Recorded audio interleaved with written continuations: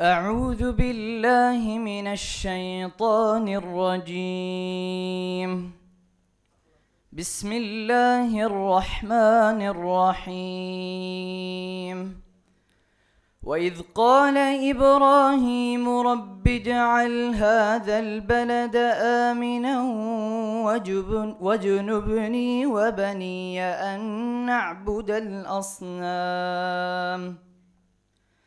رب إنهن أضللن كثيرا من الناس فمن تبعني فإنه مني ومن عصاني فإنك غفور رحيم.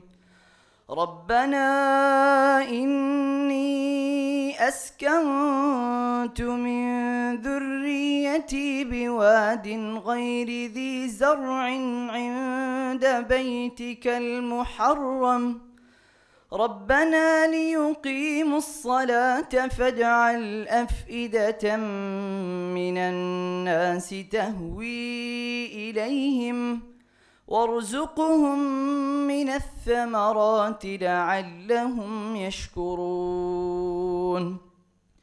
ربنا إنك تعلم ما نخفي وما نعلن وما يخفى على الله من شيء في الأرض ولا في السماء. الحمد لله الذي وهب لي على الكبر إسماعيل وإسحاق إن ربي لسميع الدعاء. رب اجعلني مقيم الصلاة ومن ذريتي ربنا وتقبل دعاء. ربنا اغفر لي ولوالدي وللمؤمنين يوم يقوم الحساب. ولا تحسبن الله غافلا عما يعمل الظالمون إنما يؤخرهم ليوم تشخص فيه الأبصار مهطعين مقنعي رؤوسهم لا يرتد إليهم طرفهم وأفئدتهم هواء. وأنذر الناس يوم يأتيهم العذاب فيقول الذين ظلموا ربنا أخرنا إلى أجل قريب نجب دعوتك ونتبع الرسل أولم تكونوا أقسمتم من قبل ما لكم من زوال وسكنتم في مساكن الذين ظلموا أنفسهم وتبين لكم كيف فعلنا بهم وضربنا لكم الأمثال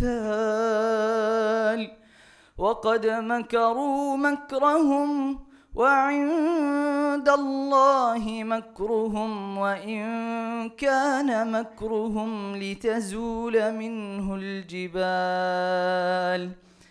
فلا تحسبن الله مخلف وعده رسله إن الله عزيز ذو انتقام. يوم تبدل الأرض غير الأرض والسماوات وبرزوا لله الواحد القهار وترى المجرمين يومئذ مقرنين في الأصفاد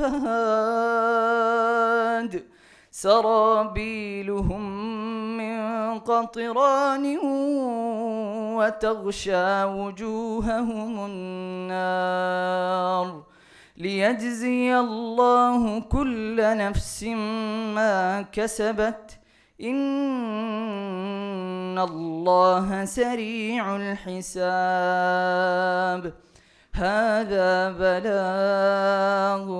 هذا بلاغ للناس ولينذروا به وليعلموا أنما هو إله واحد وليذكر أولو الألباب.